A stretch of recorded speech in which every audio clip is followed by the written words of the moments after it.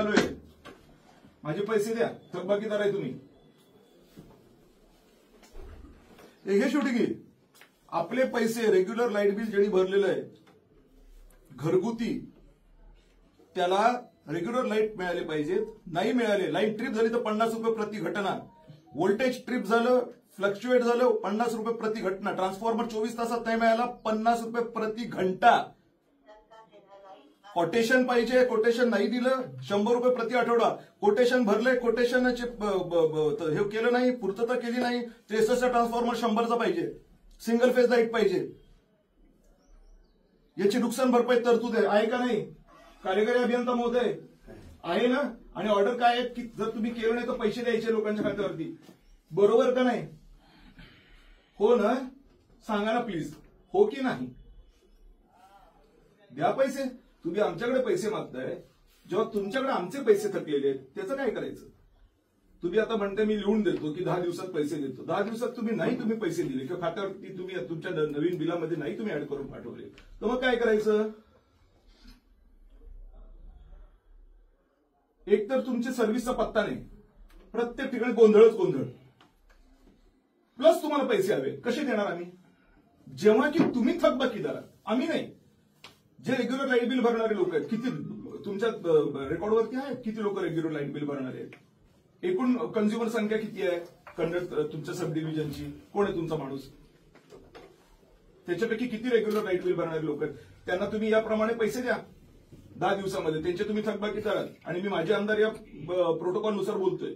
माझे आमदार म्हणजे कोणच माणूस नसतो असं नाही, आम्हाला विधानसभेचा आयकार्ड आहे आणि आम्ही विधानसभेच्या फक्त सभागृहात नाही जाऊ शकत, लॉबीपर्यंत जाऊ शकतो आम्ही. जिकडे तुमच्यापैकी कोणीच इथं बसलेलं येऊ शकत नाही. तुम्ही विधानसभेच्या प्रांगणात सुद्धा एंटर करू शकत नाही विदाउट परमिशन. न पोलीस न तुम्ही. आयपीएस जरी असला तर त्याला मीटिंग असेल तर तो आत येऊ शकतो. इथपर्यंत विधानसभेची गरिमा आहे. त्याचा मी माझे सदस्य आहे, ज्याचे माझ्याकडे प्रमाणपत्र आहे. ही उचलली जी लावली टाळायला आणि उगाच कोणीतरी रस्त्यावर आल्या आणि बडबड करतोय असं नाहीये. मी मेलो तर माझी श्रद्धांजली अर्पित करतील विधानसभेच्या सभागृहामध्ये. तिरंग्यात जाईल माझी बॉडी, तुमची जाईल. त्या अधिकाराने मी बोलतोय, त्या प्रोटोकॉलने बोलतोय. उगाच असं काहीतरी बडबड नाही करत आहे मी.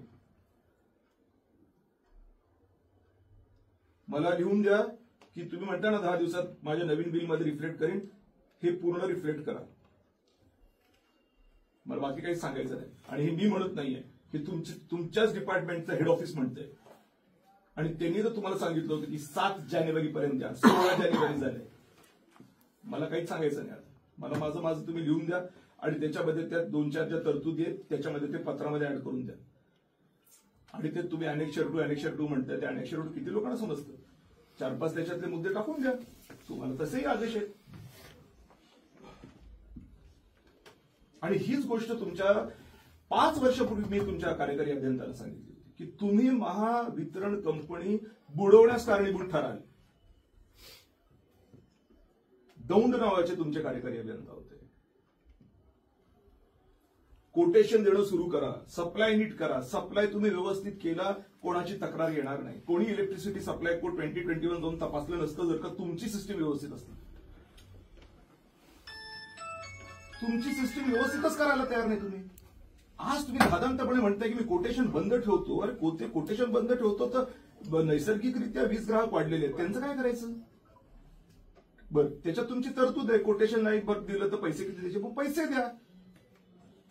मग आम्हाला डीपीडीसीतून आम्हाला पैसे मिळणार होते, आम्हाला इकडून मिळणार होते, तिकडून मिळणार होते, पण ते आले नाहीत म्हणून आम्ही तुमचा आता ट्रान्सफॉर्मर 63 100 करू शकत नाही. अशा पद्धतीचा युक्तिवाद इलेक्ट्रिसिटी सप्लाय कोड 2021 मध्ये निदर्शनास येत नाही. ते म्हणतात बाग दाखवून इथे श्राद्ध घाल. तुम्हाला डीपीडीसीतून घ्यायचे का तुम्हाला युएस गव्हर्नमेंट कडून घ्यायचे ते तुम्ही बघा.